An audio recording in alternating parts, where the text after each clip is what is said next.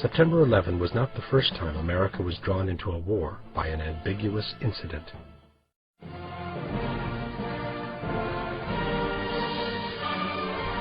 The American Constitution doesn't allow the United States to wage a preemptive war, and reserves for Congress the power of declaring war to another nation.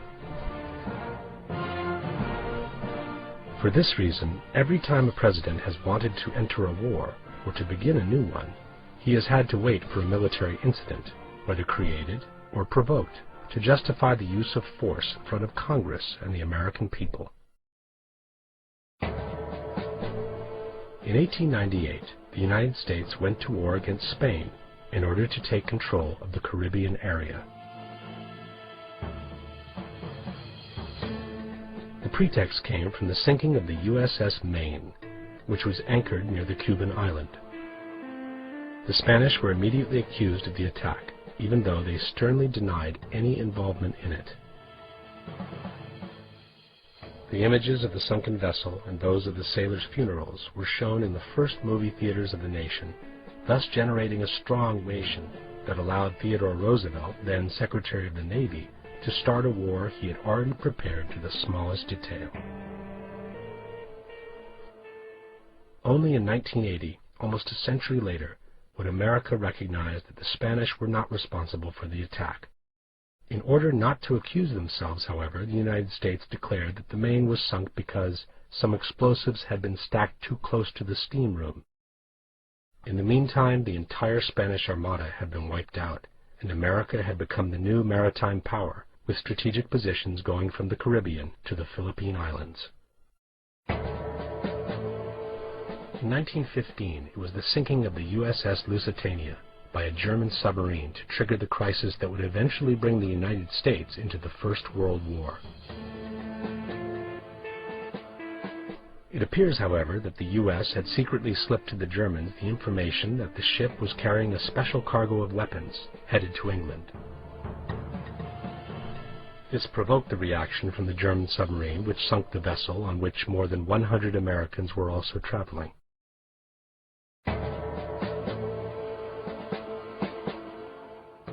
In 1941, it was the infamous Pearl Harbor attack to generate a wave of indignation large enough for President Roosevelt to declare war on Japan.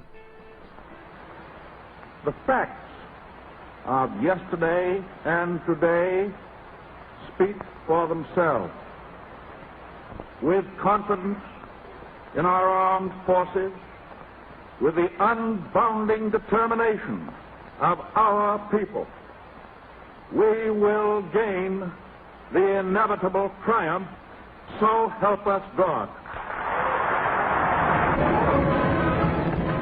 Almost 3,000 sailors died in the surprise attack. History would later reveal that the administration knew of the attack in advance, but it did everything possible to delay the transfer of information to the Hawaiian port. This was confirmed by Admiral Kimmel, the port's commander who helplessly witnessed the massacre of his crews and the destruction of his vessels. We needed one thing, which our own resources could not make available to us. That vital need was the information available in Washington from the intercepted dispatches, which told when and where Japan would probably strike. I did not get this information. In 1964, the United States decided to officially declare war on North Vietnam.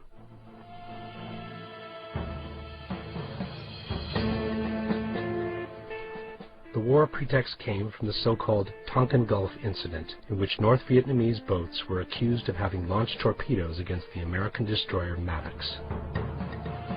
Then Secretary of Defense Robert McNamara immediately announced to the press the upcoming military action. Immediately following the attack, U.S. representatives in Saigon met with representatives of the South Vietnamese government. They jointly agreed that joint retaliatory action was required. The President's approval of this action.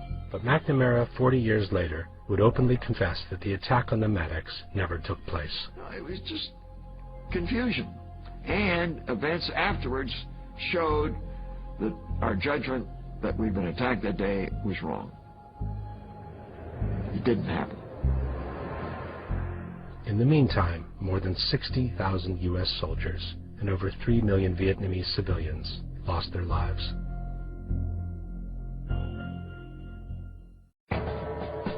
In 1990, the situation between the United States and Iraq had grown tense, and the group of neoconservatives around President Bush convinced him it was time to attack Saddam Hussein.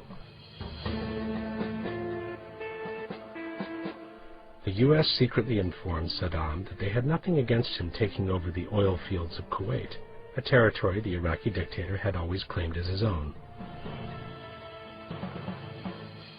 Saddam took the bait, and Iraq invaded Kuwait. Tonight, the first pictures of the Iraqi invasion of Kuwait. At that point, Dick Cheney, who was then Secretary of Defense, gave Saudi Arabia some satellite photos in which 250,000 Iraqi soldiers could be seen amassing behind the Kuwaiti border. Fearing an invasion, the Saudis granted the U.S. the extraordinary permission to establish military bases on the territory.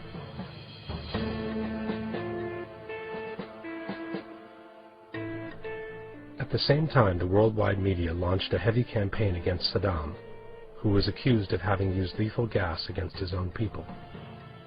No mention was made to the fact that the gas had been sold to Saddam by the United States, which then stood silent during the massacre, even though they were perfectly aware of it. The media campaign against the Iraqi dictator reached its peak with this touching testimony from a young Kuwaiti nurse, who described to the world the atrocities committed by the Iraqi soldiers in her invaded country. While I was there, I saw the Iraqi soldiers come into the hospital with guns. They took the babies out of the incubators, and left the children to die on the cold floor.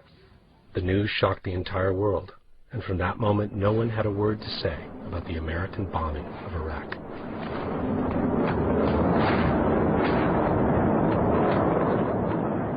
Ten years later, some journalists stumbled onto a set of satellite photographs taken by the Russians over the same desert in the same days.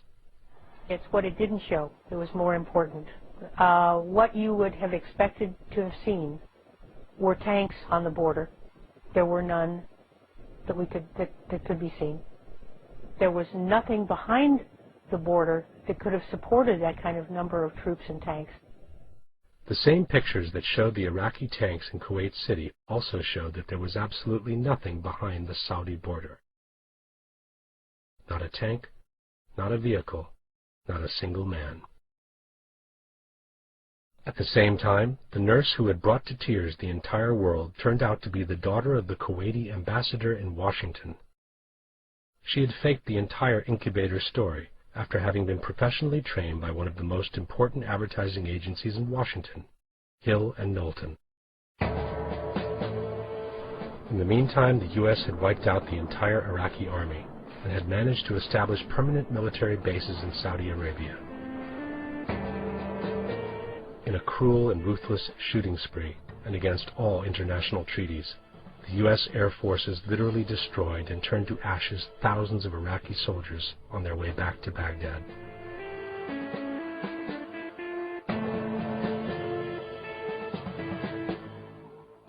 Before taking this picture, the photographer wrote on the side of the tank, "If I don't photograph this, people like my mom will think that war is what they see on TV."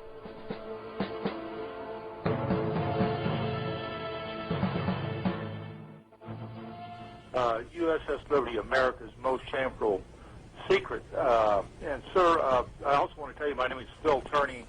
I'm a three-time president of the USS Liberty Veterans Association. I was aboard the ship when it was attacked by Israel in 1967. And sir, in your letter it addresses the cover-up of the USS Liberty by our government and the government of Israel. Now also, since then, Ward Boston, the chief aide at the Board of Inquiry, has come out and said that the Board of Inquiry was a sham, a lie, and this cover-up should be uncovered. What are your suggestions to the sailors, to the men that are trying to get justice, sir, to get this cover-up taken care of so we can go on with our lives with dignity and honor? Well, sir, as a fellow veteran, I think I've written that the attack on the Liberty, this is during the 1967 Arab-Israeli War, was, or the cover-up was one of the most shameful events in our modern American military history. It's a scandal, and Congress, which said it was going to look into it, never did. Another example of prime political cowardice. And I would like to see President-elect Obama, when he's president, open up this ugly incident, tell the truth how American soldiers were killed and machine gunned in the water by Israeli forces, about the cover-up that was made, how it apparently came right from the White House, that Lyndon Johnson